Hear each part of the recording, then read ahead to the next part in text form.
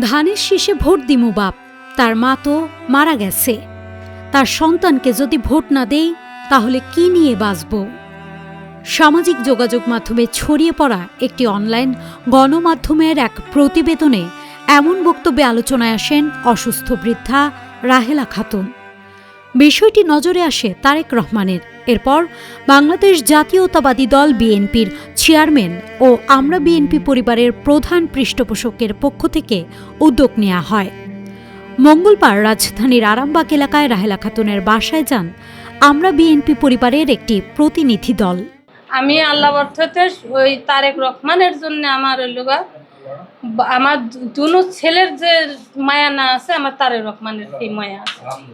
প্রতিনিধি দল ছিলেন নরসিংদী ৫ আসনের সংসদ সদস্য ইঞ্জিনিয়ার আশরাফ উদ্দিন বকুল, সংগঠনের উপদেষ্টা আবুল কাশেম, সদস্য সচিব কৃষিবিদ মুকসেদুল মমিন মিথুন, মুস্তাকিম হোসাইন, স্বেচ্ছাসেবক দলের নেতা সেতু ও ছাত্রদল নেতা মিসবাহ সহ অন্যান্য নেতৃবৃন্দ।